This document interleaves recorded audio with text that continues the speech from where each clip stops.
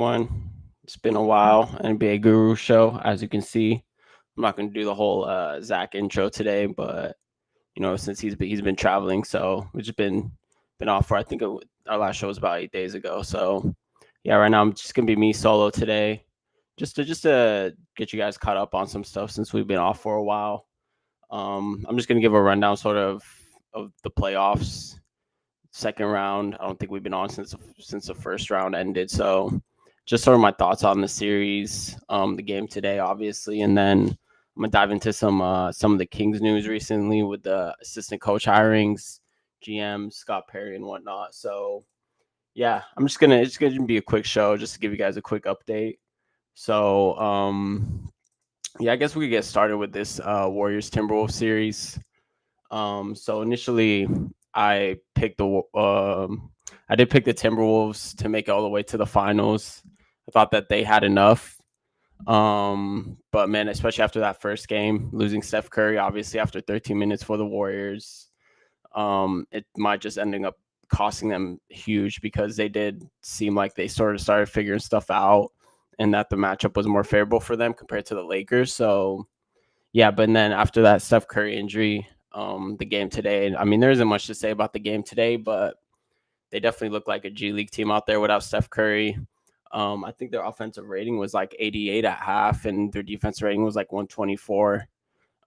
So those are terrible. Steve Kerr said he just tried what he could. I think he played 14 players.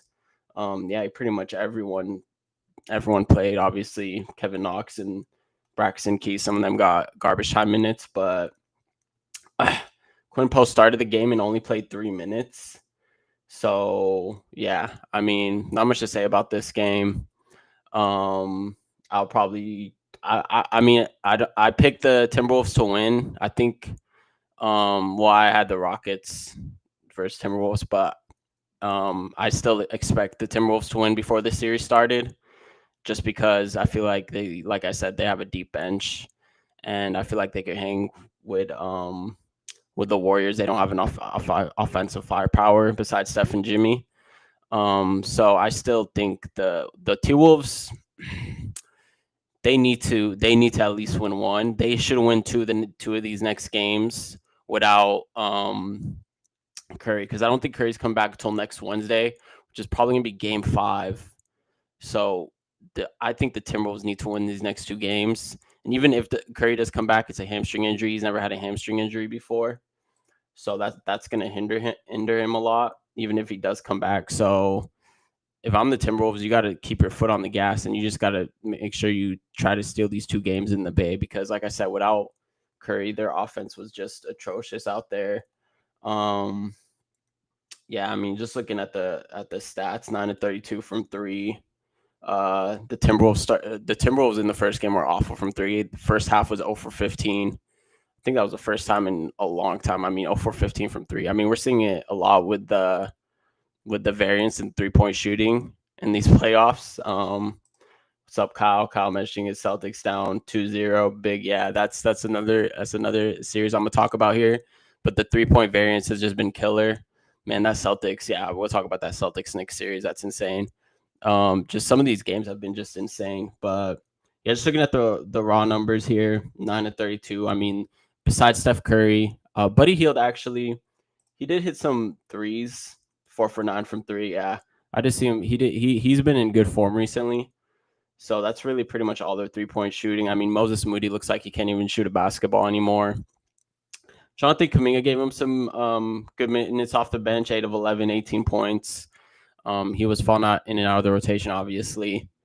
So yeah, I mean, just looking at these numbers, yeah, I don't see how Golden State wins. I mean, they just, like I said, they just look like a G League team without Curry. It's really, really bad offensively out there. Obviously, Kerr was said they would lean into the strength of their defense because, I mean, Curry isn't the greatest defender, so with Podge out there, you could have a longer lineup, but it's not enough against the Timberwolves offense. I think they still have too much firepower, especially coming off the bench. So if I still think the Timberwolves will close this out in 6, if I had to predict. So not much to say about this game.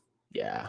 Uh Just looking at so the Golden State Warriors had an offensive rating of 98.9, while Minnesota had they had a defense rating of 124.5. So yeah, that's not going to get it done in the playoffs. I honestly I don't even know what the adjustment is from Kerr. I don't know what he could do. He did try everything. I mean, Pat Spencer got a lot of minutes, but Pat Spencer, in my opinion, did not look good. Guy Santos, neither did he. Podziemski did not have a good game. 1 of 4 from 3. Quinn Post 3 minutes. Just absolutely nothing. So yeah, as Floor is mentioning here, Curry spreads the floor. Yeah, so without Curry, I agree with Flores. I think this is over. I mean, without Curry, this doesn't even look like a top 10 team in the West, to be honest. Like I said, it's almost like a G League team out there. I mean, and this goes back to the front office, honestly, of the Warriors. I mean, if you weren't even going to play Kuminga, so why did you not deal him at the deadline? So, I mean, obviously there's been a rift there between Steve Kerr and the front office. Steve Kerr wanted to draft Franz Wagner. So, and he did not over Kuminga. So they ended up going with Kuminga, and now it looks like he's I'd be surprised if he was a Golden State Warrior next year. So yeah, I mean, Ant, I think the first game Ant was way too passive. 1 point in the first half. Just I don't know. Sometimes he does this. He did this last year in the West Finals, where he's just way too passive. Like it looks like I mean, come on, like it's a playoff game, and he just looks like a deer in front of headlights, man. Like he doesn't know what he's doing. Like just lollygagging down the floor. Like yeah, it was. I think he woke up in the second half last game, and I think he maintained that physicality today. But I think his 3 point, there's not. I don't know. He hasn't been shooting as many threes. Yeah, he was only 2 for 4 from 3 today. 20 points, 9 rebounds. He did rebound well this game and last game. I think he had 23 points and 14 rebounds last game.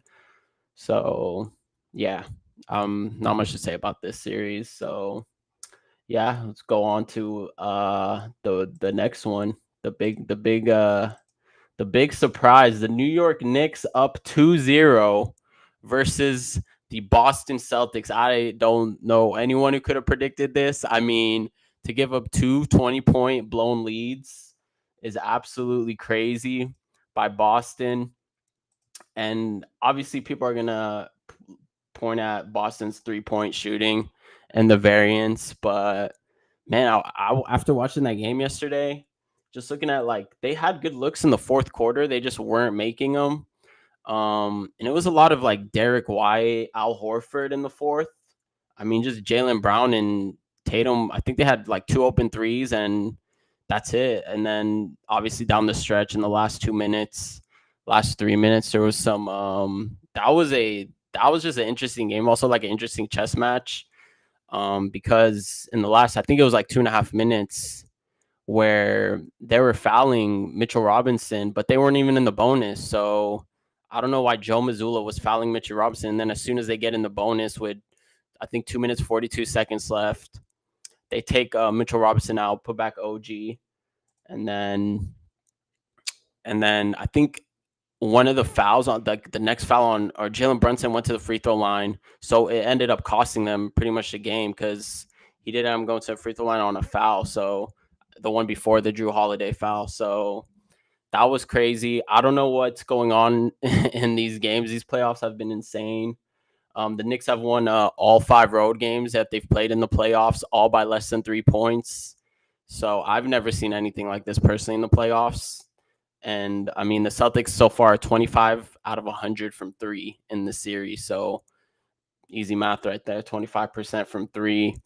Mikal Bridges had 0 points through 3 quarters. And then in the fourth quarter, he had all 14 points. And I mean, I've said I'm not a fan of Mikal Bridges. I think that's going to go down as one of the worst trading 5 picks for him. But hey, he pretty much got them that win yesterday in the fourth quarter, 14 points. He was scoring. He shut down Jason Tatum on that last drive.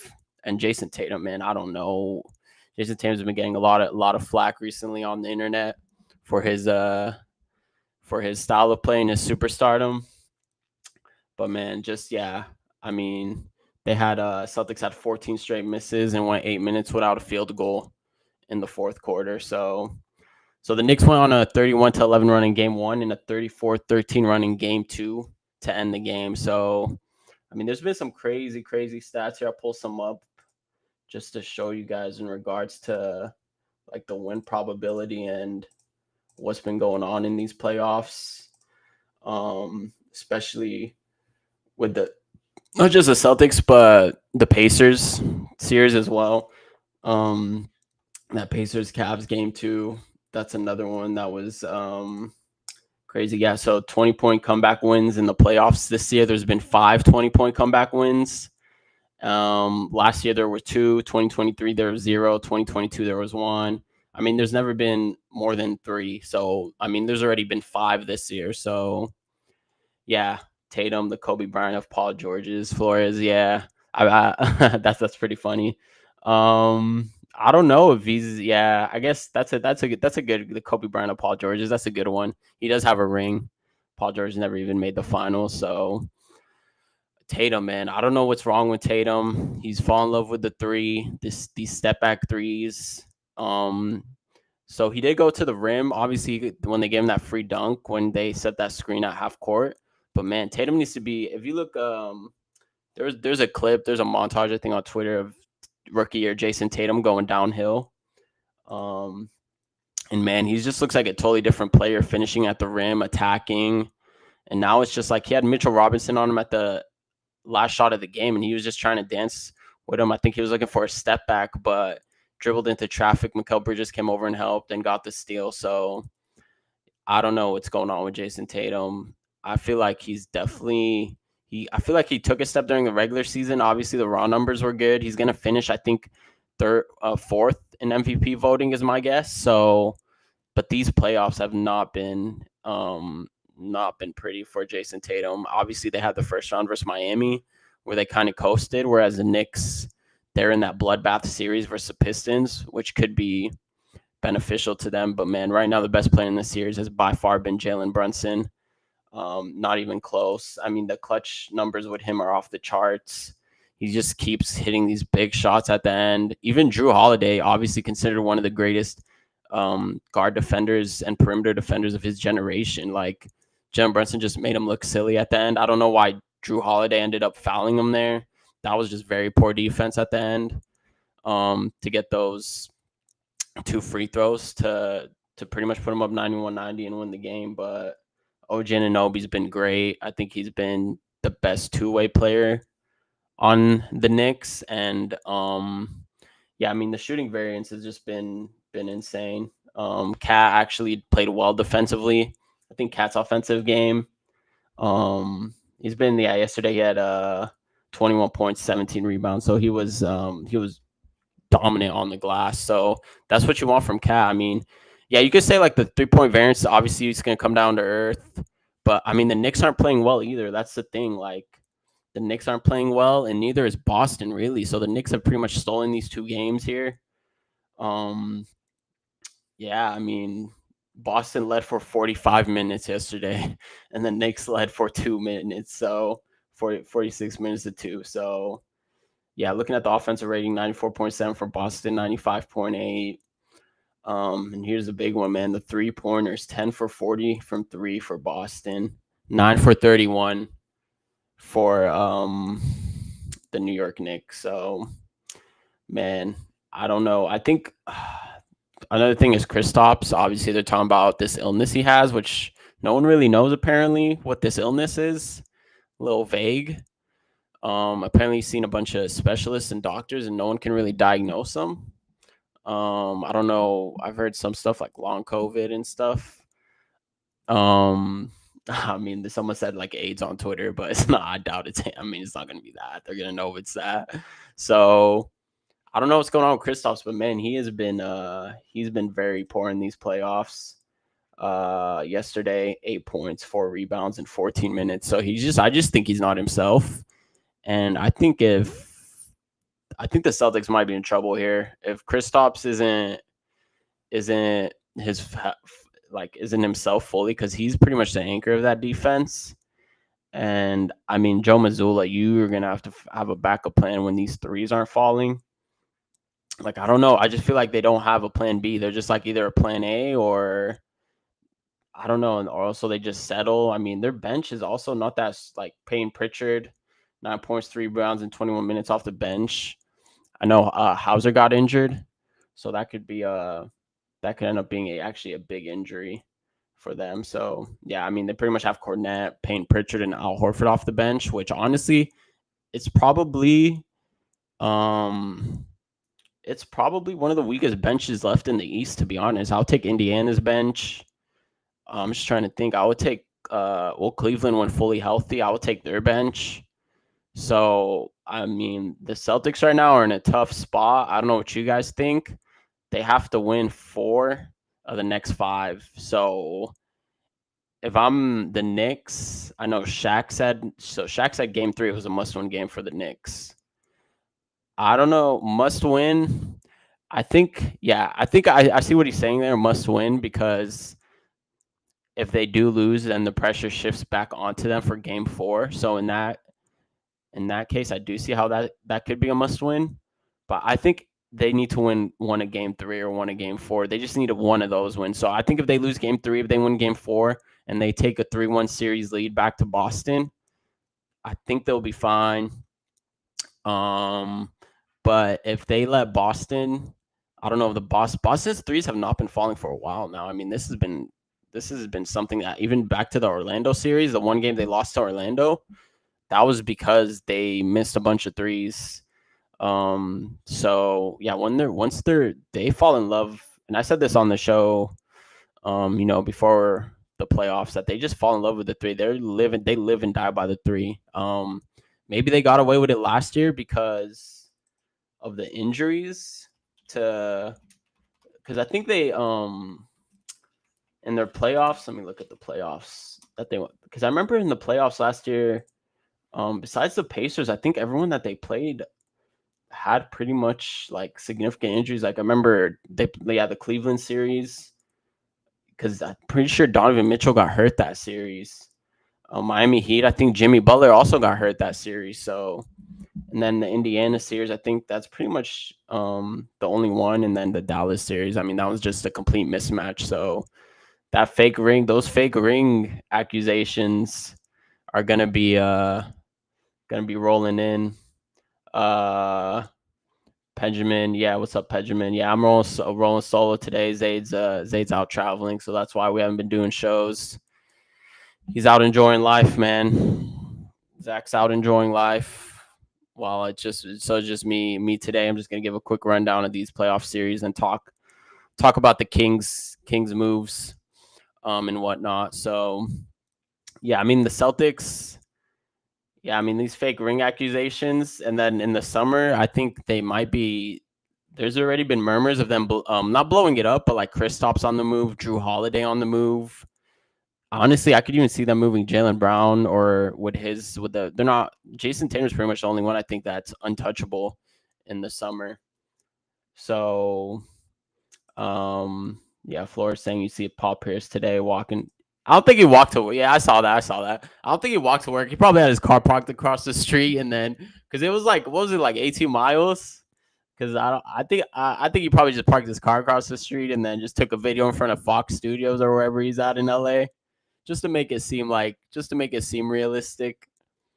So yeah, that was funny though. That was funny for sure. Let's look up see if I could find these stats here I could show you guys.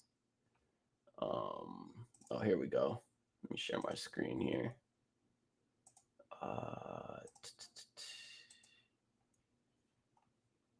No, one sec. Why is it not pulling up? Okay, so win probability, playoff basketball right here. Here we go. Let's see. Let me share my screen. Look at this. These have been insane playoffs, man. Look at the win probability. I mean, I think this win probability, yeah, is from ESPN right here. Look at this win probability look at this, the last 2 Knicks Celtics game, 99% win probability when it was 53-73 with 2.5 left in the third. And 98%. And then the Bucks, obviously Bucks Pacers. This has all been this year's playoffs. Cleveland, Indiana, Detroit, New York. It was a 7-point game with 2.5 left in the fourth. Let me zoom in here. Twitter don't let me. But yeah, OKC. Oh, the OKC Denver series, 98% win probability. So these have been an insane. I've never seen anything like this in my life in regards to the playoffs. So just crazy stuff, man. I don't know how many more of these we're gonna get. But yeah, in terms of just wrapping up New York Knicks versus Boston, I really don't know how to predict this series. What do you guys think? Do you guys think that it's over? Because I think the Celtics, I think they might have to win the next 2 games, man. They have to win 4 of the next 5. They have to win game 3, obviously. If they don't win game 3, then yeah, you could put a wrap on the series. Honestly, I thought the prediction model does suck. ESPN needs to get rid of that. They need someone new on that. But yeah, I think that honestly, man, I don't know. I thought the Celtics were going to win this series in like 5. I almost picked a sweep, to be honest. But Missoula's just been outcoached by Thibodeau. Got to give Tibbs credit. He's just been outcoached by him. Here's another crazy Tatum stat, including the Olympics. Tatum is 66 for 237 from 3, 28% from 3 in the playoffs / Olympics since the start of the 2023 Eastern Conference Finals against the Heat. So I don't know, Tatum, man. You really thought Tatum was going to be the next superstar. I mean, it was all going that way. His rookie year, posterizing LeBron. I mean, he just had it. He had big games in the playoffs too. I remember, if you remember, Game 7 against Philly, he had 51 points. I think he had the most points ever in a Game 7. That was after Steph Curry dropped 50 on Sacramento, and then yeah, Boston doesn't win Game 3. I agree, it's over. And then I think he had 46 points in a closeout game in a Game 6 against Milwaukee. So I don't know what's going on with Tatum, but he just hasn't. He's in his prime too. So I don't know who's training him, but yeah, that's Tristan mentioning Kerr couldn't find. Yeah, that's true. Kerr, you got to give props to Kerr. He has a good talent ID. You know, he called it.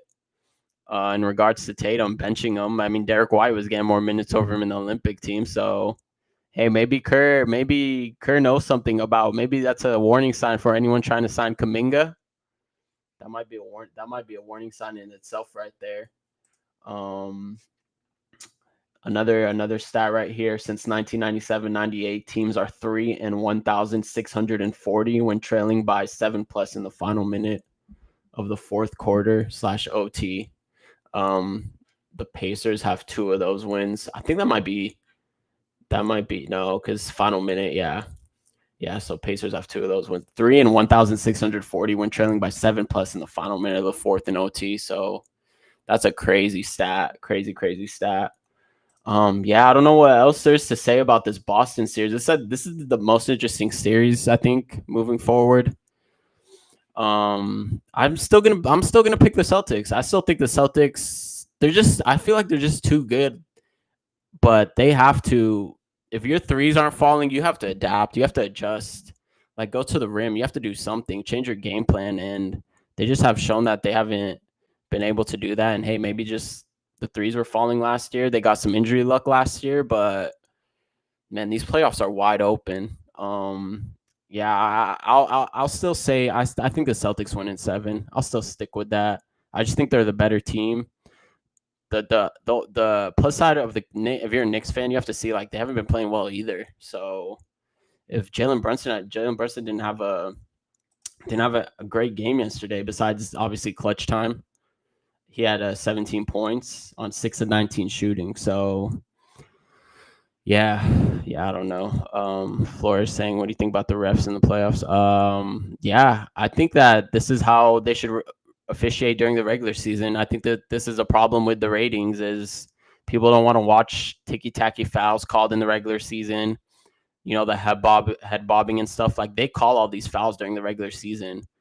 So, and then when the offense jumps into pump fakes and then jumps into the defender, like they would call these just small ticky-tacky fouls, and I think you need to make the game more physical. I think that's what people like to see. They want to see free flowing basketball. So no one wants to watch people shoot free throws all game. So I like the way that they've officiated the playoffs. I wish they would implement like maybe not exactly the same way, just because if they did the same way, I think people would tire out. They would complain. Oh, I don't know if it's sustainable for 82 games. So yeah, I don't know for 82 games if it's sustainable, but at least somewhere in the middle, because during the regular season, man, it could be hard to watch. I mean, you could watch just watch like Jalen Brunson or like Shea during the regular season. Like a lot of the calls that they're not getting in these playoffs, they would get. So they need to. Yeah, I wish they would adapt sort of this strategy during the playoffs, during the regular season, or at least somewhere in the middle. Obviously, I understand the sustainability. Maybe you don't want players to get hurt, but I don't really think it would affect them that much. All right, so what's the next series? I'll talk about the Pacers versus Cavs series.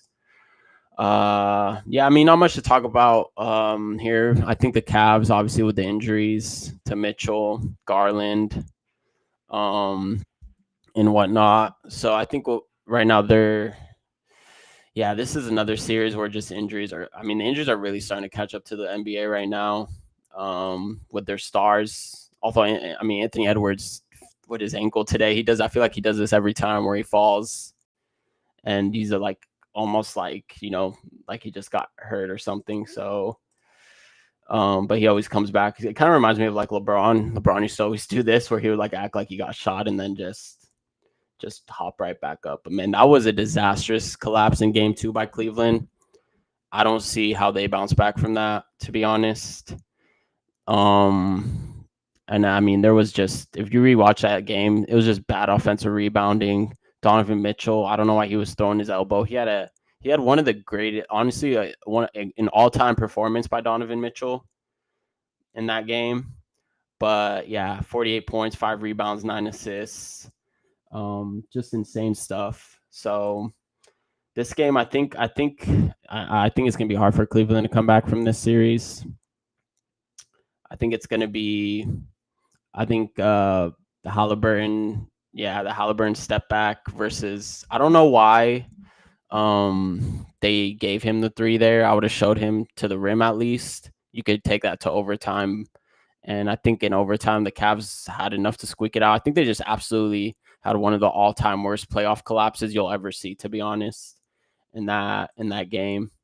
But man, I mean, for Cleveland to lose that game, that's just such a demoralizing defeat. When you have Garland, Jared Allen, and DeAndre Hunter out, and you're up 7 with like a minute left, and then just for all the things that can go wrong, do go wrong, not boxing out. And then, I mean, Tyrese just stone cold killer, man.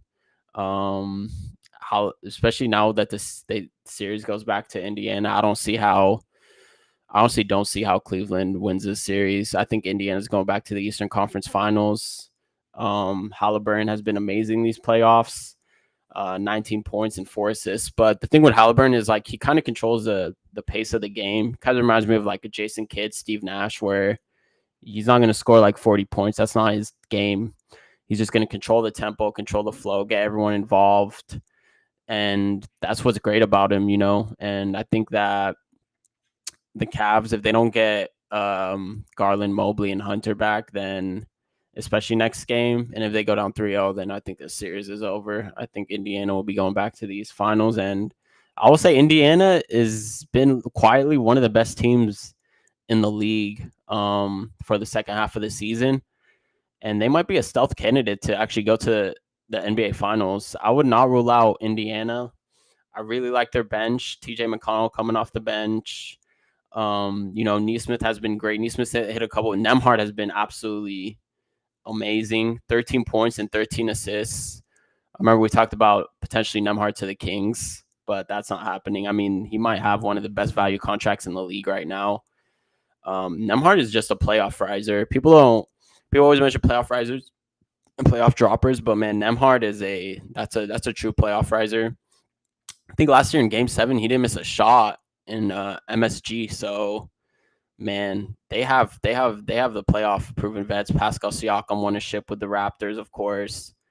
So this is I would watch. I would not be surprised if Indiana is playing in the NBA Finals in June. But man, can you imagine the Indiana versus Oklahoma City NBA Finals? That is two small market teams. Man, if David Stern was still alive, he would do everything to stop that. Indiana Pacers versus Oklahoma City, but I don't think we have to worry about that in 2025. So Indiana and OKC fans, I think you're safe there. And then another series, last series, Denver versus Oklahoma City. Yeah, I mean, Denver, another absolute all-time collapse was Oklahoma City. Seems like these series each have one of these games in game one. Yeah, so that was an all-time collapse, and then obviously, kind of similar what happened to the Warriors. They got their split, came out flat today in a blowout game, but it was worse for Denver because they just got absolutely blown out in game two. And I kind of expected that just because they got their split. Oklahoma City, especially after those Chet free throws, Chet missing those free throws pretty much cost them the game. And then, yeah, it was just an unfortunate sequence of events for Oklahoma City. Aaron Gordon with another game-winning buzzer beater.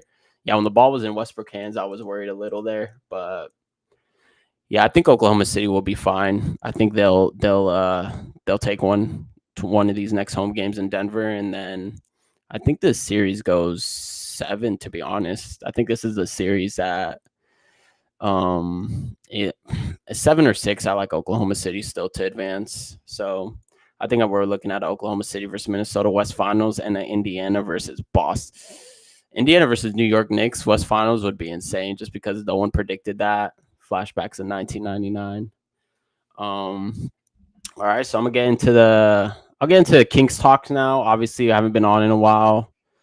Yeah, Flores mentioned Denver did miss wide open shots in game 2. Yeah, they just came out flat, couldn't hit any shots. Michael Porter Jr. is just super inconsistent. So, I mean, if Denver could protect home court and win the next 2, then yeah, that would be scary, scary stuff for a young Oklahoma City team who actually has never been in that situation before. So, an experienced team too, which you could see caught up to them in game 1. Then yeah, I don't know. We'll see about that. So, all right, let's get into the Kings talk. So Kings, some big news recently, hiring Mike Woodson, or rumored. I know it's not official. Mike Woodson, Bobby Jackson, Darius Songaila back into the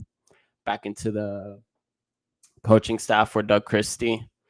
I'll give you guys my thoughts on these hires. So yeah, Mike Woodson. So he was at Indiana before. So Indiana was number 17 in the preseason poll.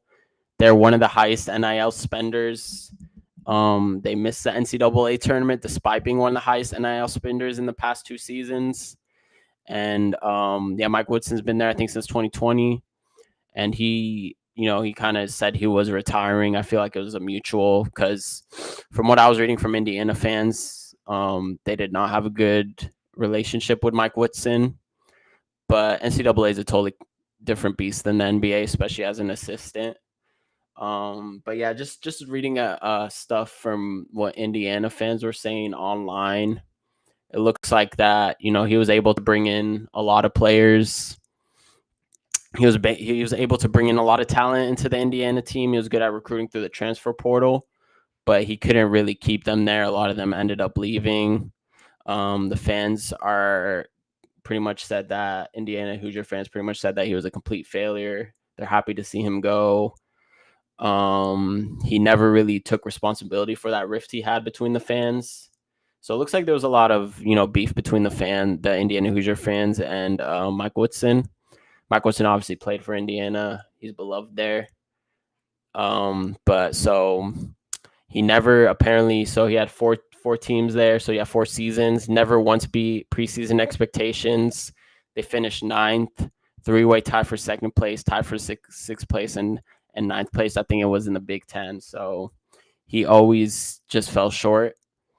So he had a 4-out, 1-in offensive system where he had which highlights versatile athletes and sort of like a free flowing system. That was his offensive system, which is, I think that's what he's coming to Sacramento to do, is to pretty much be that offensive, like run the offense there.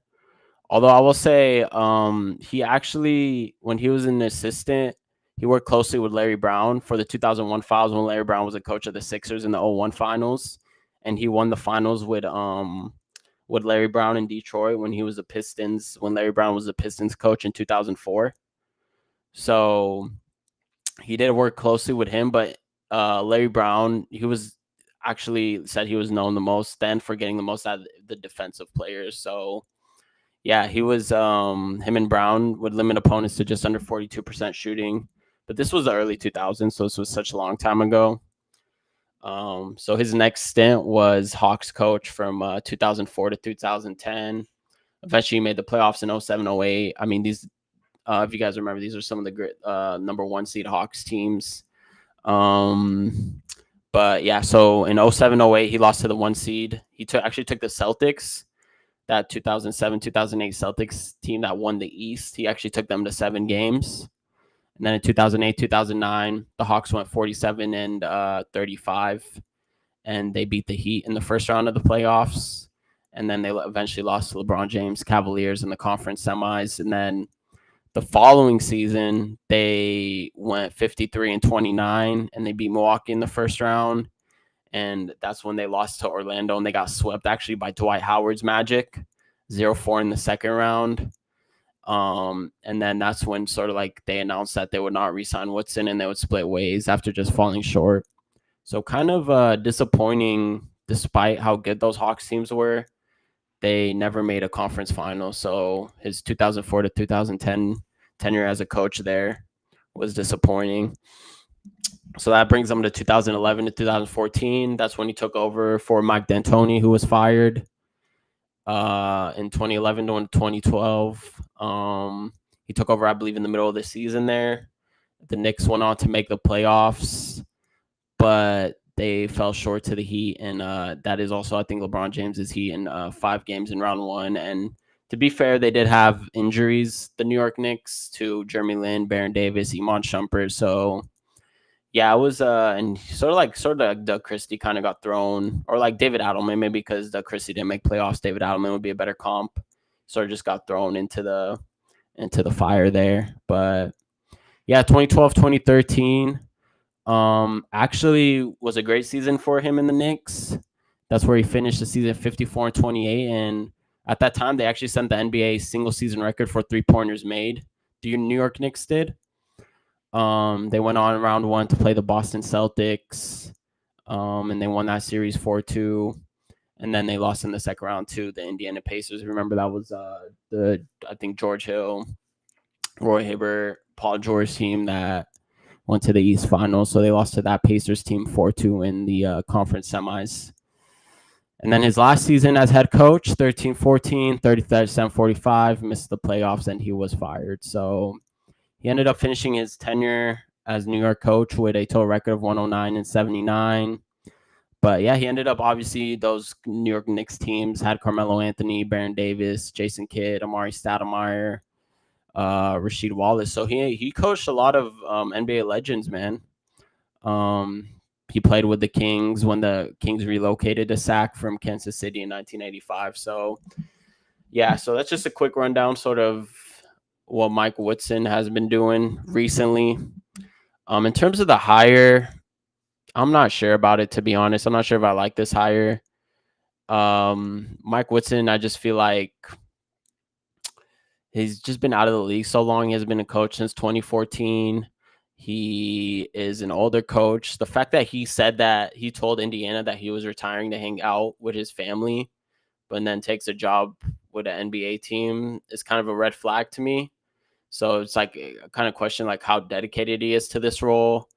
But hey, we have been advocating for Doug Christie to bring in some veteran coaching staff, and Mike Woodson is a veteran coach. So I think if it was me, I was hoping on someone along the lines of maybe like a Frank Vogel, someone that's has more recent experience in the NBA. Because for Mike Woodson to not not being NBA coach since 2014. It's just been so long. The game has actually changed so much since then. And I just remember watching those New York Knicks teams. It was a lot of sort of like now, but instead of Jalen Brunson, like Carmelo Anthony ISO balls in terms of the offense. So, I mean, Indiana Hoosier fans weren't a big fan of his offensive play style. And they said that he was just not able to get the talent he wanted to, which is different. You can't really compare, obviously, NCAA to the NIL. So, I mean, sorry, NCAA to the NBA. It's just a totally different beast. So, yeah, in terms of this hire, I don't know. We'll wait and see. I'll reserve judgment. I'll wait and see on Mike Woodson, see how he does in the first first maybe half of the season, just to see like what offensive strategies implementing. I mean, it's probably better than Jay Triano, who they just let go of, and that ISO ball. We'll see. Maybe it just might be more ISO ball. So yeah, I mean that's Mike Woodson. Let's get on to Bobby Jackson. So Bobby Jackson, not much to say here about Bobby Jackson. Obviously, Sacramento legend, 6th man of the year, 2002. Been around SAC, been an assistant for SAC, been assistant coach under Nick Nurse for the past 2 seasons. Coached the Stockton Kings in 2021. I think that this is a good hire actually for Doug Christie, because Doug Christie and him obviously played with each other. They have that familiarity with each other. So I understand Doug bringing him in, and I don't think Bobby Jackson. I feel like he's a good like developmental coach for the players. So I think he could come in. I think he could help like maybe Devin Carter specifically. He could help him develop. So I think if he could focus on like the development aspect of the game. I'm sure he wants to be a future coach in the league as well. He, like I said, past 2 seasons with the Philadelphia 76ers and under Nick Nurse, who's a championship winning coach. So I like this hire. Young, familiar with the region. I don't mind this hire actually for Doug Christie, but yeah, I guess sort of like with Leandro Barbosa obviously still staying on as well. These guys they don't have the head coaching experience per se, since Leandro Barbosa came from the Golden State Warriors. They've been mostly assistants and development coaches. This is obviously Leandro Barbosa's first assistant coaching gig, so we'll see how they do. It's still a lot of inexperience besides Mike Woodson. Looks like the one experienced guy that they brought is Mike Woodson, but I don't know if that's enough, and I don't know if that's the right hire, to be honest. I don't know if Mike Woodson's the guy to bridge the gap between the inexperience and experience on the coaching staff, to be honest with me. So, would you? So, yeah, I think that a lot of people actually predicted Bobby Jackson to come back and coach. So this one is not a surprise. Shouldn't be a surprise to most people. Darius Songaila, Spurs assistant, under also rumored to come in with the coaching staff. This one is interesting. He was a Spurs assistant under Poppin, Mitch Johnson, when he took over from 2020 to 2024. He started out as video assistant in 2018 through 2020 for the San Antonio Spurs. So he coached DeMar. He has familiarity with DeMar. Whether DeMar will be in Sacramento, that's a different story. Obviously, Songaila played for Sacramento from 2003 2005, but he was just a role player, averaged 6 points, 154 games, 28 starts with the Sacramento Kings. So he was just a role player from 03 to 05 with the Kings. I'm sure a lot of Kings fans will remember him, but the average basketball fan definitely will not. Right now, he's an assistant coach for Manisa Basket in Turkey. He's actually coaching some former NBA players: Golden State Warrior, Chris Choza, John Elmore, former Stockton King. Yeah, I mean, he's Lithuanian, so shares a home nation with Domas and Jonas. So there's that connection there, the JV and Domas connection with Songaila. So that also brings up the question of whether are they making these moves to help Domas stay? Do they want Domas to stay? Does Vivek and Scott Perry, are they aiming for Domas to stay with the organization? Funnily enough, actually, fun fact: JV was actually benched for Songaila in a Olympic game in 2012 for Lithuania. But yeah, Songaila left the Spurs in 2024. Um, so I mean, obviously, there's the Greg Popovich's coaching tree. There's actually a image of Greg Popovich's coaching tree. There's like so many in the league, like from Brett Brown, obviously Mitch Johnson, Ime Udoka, Steve Kerr. So many people just came from Greg Popovich's coaching tree. I think Songaila, so he received actually a couple offers to stay in the NBA before leaving overseas to coach. So yeah, I mean, yeah, like I said, let me see if I can find this graphic about Popovich's coaching tree actually, but Ime Udoka, Jock Vaughn, Will Hardy.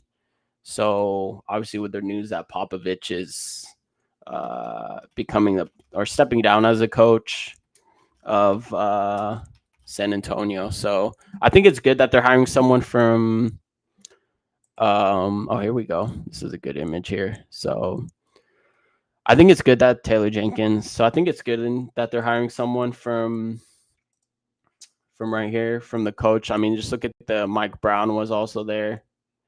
Mike Brown from the coaching tree of Popovich. So I actually think this, in terms of assistants, I actually like this hire the best. If I had to rank them, I would rank this one number one, Bobby Jackson 2, and then Mike Woodson 3. Obviously Barbosa I'm not gonna rank since he's been there and he's staying on. But yeah, Doc Rivers, Monty Williams. But there's some big names here. That have gone on to have a lot of success. Mike Brown, funnily enough, James Borrego, who actually is James Borrego should be coming back into the league. That is someone that is actually a pretty good coach. He did well with that Charlotte Hornets team. I was surprised when they fired him. So yeah, there's just Ime Udoka, obviously Monty Williams, PJ Carlesimo, Vinny Del Negro. Obviously some not so good coaches. You hope Steve Kerr. You hope that Songaila. I think Songaila is a great hire, actually, coming from Europe too. He left because he wasn't getting. I think the only reason he didn't get the opportunity to grow in that San Antonio Spurs coaching tree is because he was behind the likes of Ime Udoka, Mitch Johnson, so he was further down in the pecking order. But no, this is a great assistant hire. I know it's not official yet, but if it does, compared to the other two, Bobby Jackson, I'm indifferent about that one. Mike Woodson, I'm not too excited about that one, to be honest with you. But yeah, so, and Leandro Barbosa has been there, so yeah, that's what I have to say. I really like this Darius Songaila hire, and I think it will be I think the only thing is the Domas and JV. Well, JV, I'm assuming will stay, but Domas, are they going to work with each other? Do they not want to trade Domas? I think that's a big question here. So, yeah, an interesting hire, but definitely one that I am all for. And then we'll get to BJ Armstrong, the new assistant GM. Assistant GM, I think this was a Scott Perry hire. Obviously, he comes from, I think him and Scott Perry had a relationship. They're peers. They were on the Hoops podcast together. So they have that familiarity with each other. I don't think Vivek, obviously, we all know Vivek's a meddler. He likes to get involved with the organization. So I don't think this was a Vivek hire. I think this was a Scott Perry hire. I think he wanted to bring in BJ Armstrong. And yeah, there's so I guess BJ Armstrong's had obviously he was in that backcourt with Michael Jordan, 93, I think 94. He helped he was helped at that latter stage of the first three-peat. He helped the Bulls win the title there, and then he's had actually a very interesting like NBA sort of like career, because I think he helped Jerry Krause in the front office. He was an assistant for him when he retired. And then eventually John Paxson took over the GM role for the Chicago Bulls. And then BJ Armstrong actually went on to be like an analyst for like ESPN. And then he went on to be an agent. So he's had so he went from he's played with Michael Jordan, helped in the front office. did some analyst work at ESPN. So that BJ Armstrong's this is a sort of like, he's just done it all, But yeah, he lands himself here as an assistant GM of the Sacramento Kings now. His big so he is coming from that agent. Obviously, you probably heard he's coming from, as he used to be an agent. His biggest agent obviously was Derrick Rose. Derrick Rose is retired now. He helped make Rose about $167 million. His other agents, well, just specifically comes from the Weisserman Media Group. But him specifically as an agent, he only had like 4 clients. So Derrick Rose retired, Josh Jackson flamed out of the league, JaVale McGee retired, had a serviceable career, and Bismack Biyombo, who's actually in the league right now, he's actually on a vet minimum. So yeah, I think so. The Kings here are I don't know. I don't want to say they're going agent to a front office route like Pelinka, Bob Myers, Leon Rose with the Knicks, because they're not hiring him as a GM. They're hiring him as an assistant GM. And what his role is going to be next to Scott Perry, I'm not sure if he's going to be. I think it's going to be more like a collaborative process. I'm not sure if he's going to be heavily involved in the decisions. And then again, are we sure like how much of the decisions is Scott Perry making? Obviously, we know Vivek's going to meddle. So, we have our Scott Perry deep dive. We have our thoughts on that. But I think hiring him could be good for connections too. So I could see that aspect of it coming from the agency, because the Weisserman Media Group, they do have a lot of agents on their book, including Domas, who's actually their biggest client in terms of contract value. I'll actually show you some of their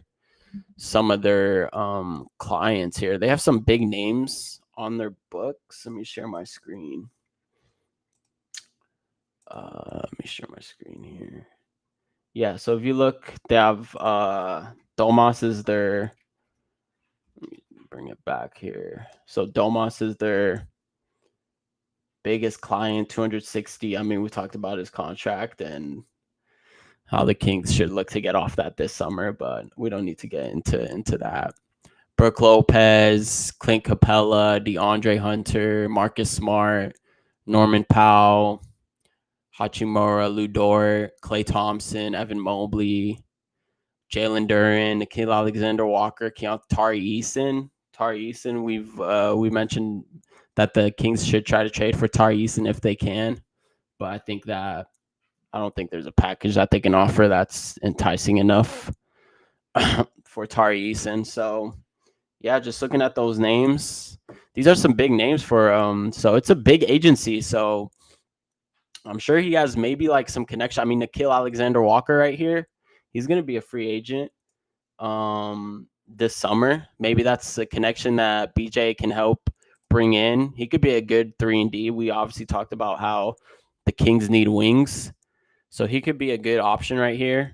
We'll be doing a Kings rebuild once Zach comes back, and how we would rebuild the Kings and what transactions we would make. So we'll be doing a full breakdown. Look out for that in the summer. But yeah, these are part of the media group that BJ Armstrong is coming from. So these are some of the players that are part of that agency.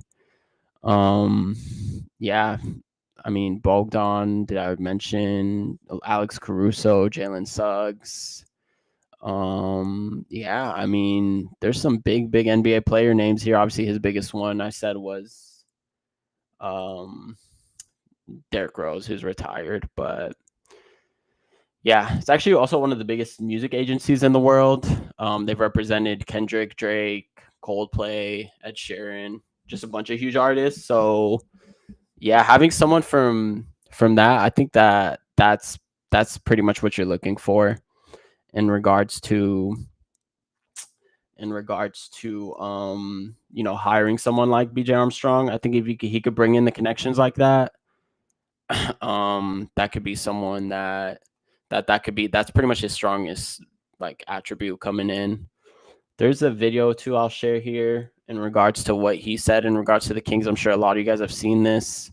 Maybe not, but let me share it here in regards to what he said in case you haven't seen it. let me play it by Drew. This is from Drew on Twitter. So let's see. Okay, this is from his Hoops Genius podcast. But what direction should the Kings go in here? They're kind of in a tough situation right now, and here's why. They've made these trades. They picked up DeRozan in a free agency. Then they make the trade for Zach LaVine. Then they move off of De'Aaron Fox. Malik Monk gets hurt, right? He gets hurt, correct? Yeah. So they're kind of in this odd scenario where 2 or 3 out of their top 4 players. I don't know what happened to Keegan Murray. Like, he's just kind of, I don't know what happened. He had a terrific rookie season, and then all of a sudden they get rid of Harrison Barnes. And then suddenly they fire their coach, and now they're in this, I don't know where they're at. It's kind of like they have a combination of players, but they don't seem to fit, right? Sabonis was hurt, then he comes back. De'Aaron Fox is out. They trade for Valanciunas as well. Trade for Valanciunas. So they have this mixture of players, but it doesn't look like a team. It just looked like a collection of like really talented players. They've got great assets. That's the word that people use now. But like Keegan Murray, he shot 41% as a rookie from 3. This season, he's shooting 34%.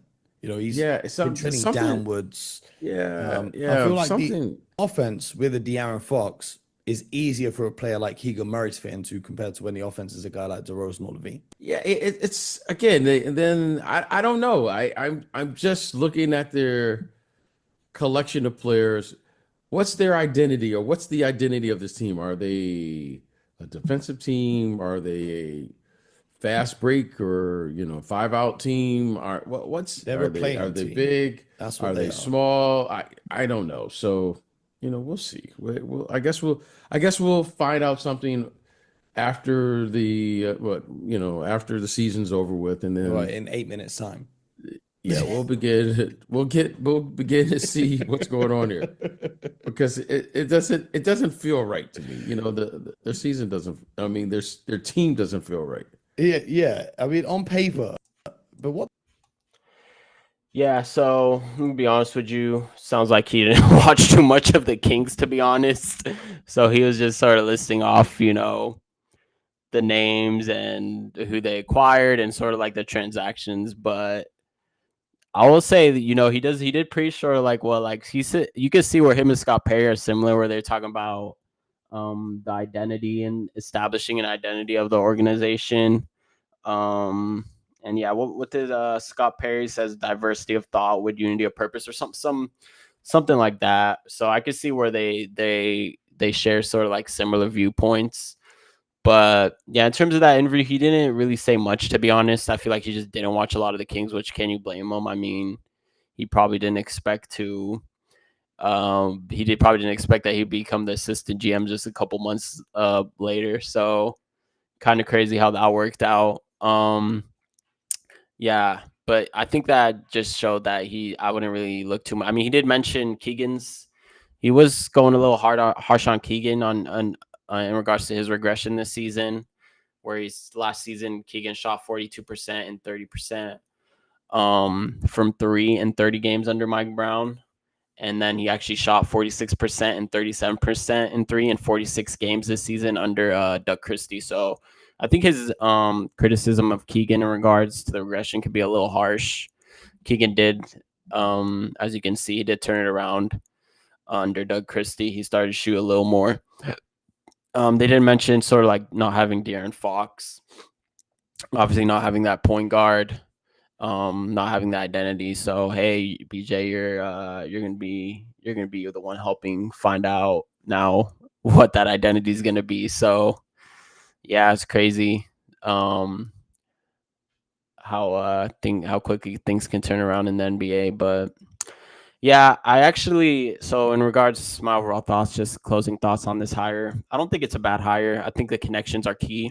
coming from the Wasterman Media Group. If he could leverage his connections with some of those players, because if there's some good players on that Asian list and some good players that are probably on the move this summer.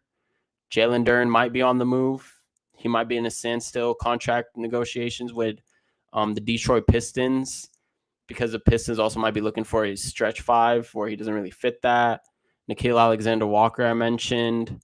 So there is some players on that list that could maybe help out the Sacramento Kings. And if he could leverage his connections, because he is still an assistant GM to Scott Perry. I don't know how much how much of his input is gonna be taken into account. I think at the end of the day, we all know Vivek's gonna have the final say. Like, let's be real. But yeah, I mean, those are just my clothing thoughts on the BJ Armstrong assistant GM hire. And we'll see where it goes this summer. This is the first time I think I'm on since also the Doug Christie, Scott Perry had their collab interview.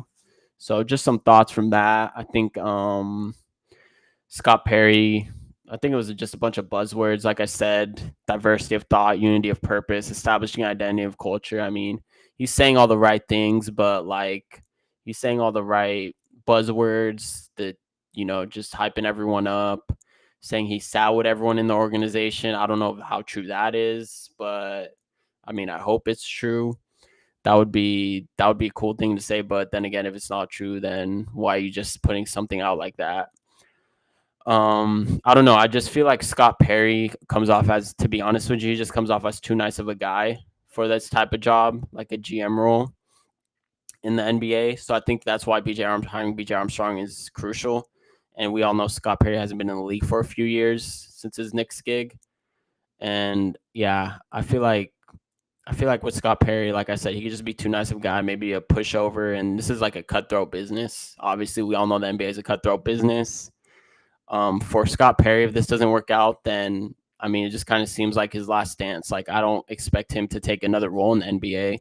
He'll probably just retire at the end of the day. So maybe this was just, Vivek's, like we said, Vivek's puppet, just another Vivek puppet, which is what I said when they originally hired him. So, I mean, he called himself a veteran. He does have the experience, like we ran down on a previous show. Flores saying Perry sounds like that's actually true, honestly. Like, he says, like, he does sway you. Like, he has that charisma, he has that charm, he says all the right things. But like at the end of the day, like as a GM, like what's your knowledge on the cap? Like, what's your knowledge on the way the league's going? Like, how are you going to acquire these players? How are you going to manage the cap? Most importantly, with the new CBA. So it's easy to say, oh, we'll establish an identity, but like these are stuff like a high school GM coach can say, like we'll see what happens when you got to actually put action to your words. So that was our biggest criticism in regards to the hire. We just think it's another Vivek puppet. I think Doug Christie, we're fine with Doug Christie staying on as the coach. We do have an episode going in depth there. I will say in regards to like the Sacramento media, I feel like during that interview, they just don't really ask like the hardball questions. I mean, it's easier for me to say, obviously I'm not in media. They have to maintain a relationship with Doug Christie and Scott Perry and whatnot, but like no one really like questions them in regards to like offensive philosophy, defensive philosophy. But then again, Scott Perry and Doug Christie will probably just give buzzword answers at the end of the day. So probably just give another cliche to say, but I would have liked to see people from Sacramento media. I feel like they could ask more hardball questions, to be honest with you. In regards to also Vivek, like how much of the process is he actually involved in? So I don't know, man. Just a little soft. Feels like it was in regards to, if you guys watched that Scott Perry Doug Christie interview, not much to see there. It's about 20 minutes. You don't even have to watch it, to be honest. A bunch of softball questions. It's like I said, a bunch of buzzwords, a bunch of cliches. But we'll see this summer. It's going to be a big summer for Sacramento. And it starts off with the lottery on Monday. So lottery is the May 11th. So that's going to be big. we'll see if Sacramento can get the lottery balls. Luckily, rolling their way. I don't expect it. I expect Sac to lose their pick. And I actually have a gut feeling that the Utah Jazz are going to win the lottery. So I actually think Utah Jazz will win the lottery on Monday, and they will be the perfect Cooper Flag situation. So I think Cooper Flag will be in Utah, and then we'll see where Dylan Harper and the rest of the picks go. But it's just a shame that Sacramento wasn't able. This is why we were advocating for them to tank and keep their pick, because it is a pretty good draft class. So I'll probably be back on Monday after the lottery. In case a miracle does happen, I will for sure be on. Zach will be on in a few weeks. He's going to be traveling. So, but yeah, I mean, best of luck to the Kings in the lottery. If they don't win the lottery, then hey, AJ Debinsa from BYU, he's looking like another great prospect next year. Maybe they should just full blown tank for AJ Debinsa out of BYU. So there is some good prospects next year, but appreciate you guys hanging out with me. I'll be back here at least sometime next week for sure, and following up on the playoff thoughts and the lotteries and the potential prospects. So thanks, guys, and talk to you soon. Later.